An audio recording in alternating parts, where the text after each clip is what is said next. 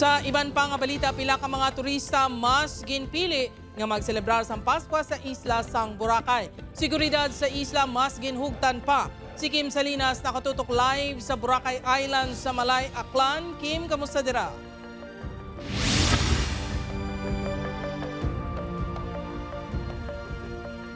Jert, kung nag-iba na ginpili nga magtinere sa ilatag sa Kapanimalay subong nga Christmas season, may pila ka mga pamilya nga tingob nagpadulong diri sa isla sang Boracay agod iselebrar ang Pasko. Napuno sa mga turista ang Katiklan Jetty Port sa bespera sang Pasko.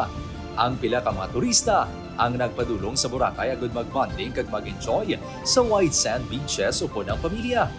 Sa Boracay na yung lahat Andun na yung lalabas ka na lang, andun na yung beach, andun na yung mga kainan.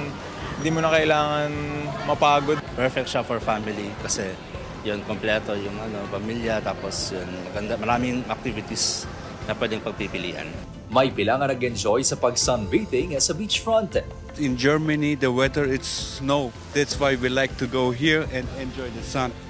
Kapin 8,000 ang tourist arrivals kahapon sa isla base sa datos sa Malay Tourism Office. Alas 8 kainas ang aga, nagsugod ang arrivals ang flight sa Katiklan Airport. Ganita lalupang doon nga kainas ang kaagahon.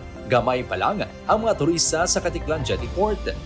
Ginaisa-isa sa gyar sang security personnel sang port ang mga bagahe sang pasahero. Gilayon ginakumpiskar ang mga ginadumilian nga butang kaangay sa matalom nga bagay kag iban pa.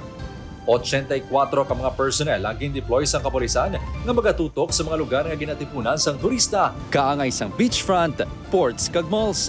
Intensified police presence po natin. So lahat po ng personnel namin, kahit mga office personnel po, is nilalabas din namin sa deployments namin. Yara na sa karon sa heightened alert status ang Municipal Incident Management Team sa Malay LGU tubtob sa katapusan sang tuig.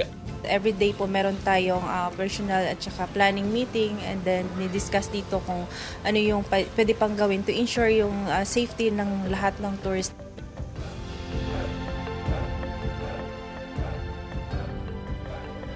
Jert, tatlo kami sa Degalio ang paghihiwaton karon alas 9 sang gabi diri sa isla sang Boracay.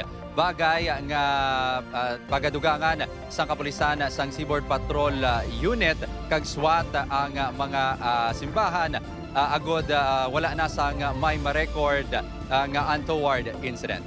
Amoy atong latest gikan diri sa isla sang Boracay. Jert, Merry Christmas kag Merry Christmas sa inyong tanan, mga kapuso. Merry Christmas, Kapuso Kim. Madamo gid nga salamat sa update.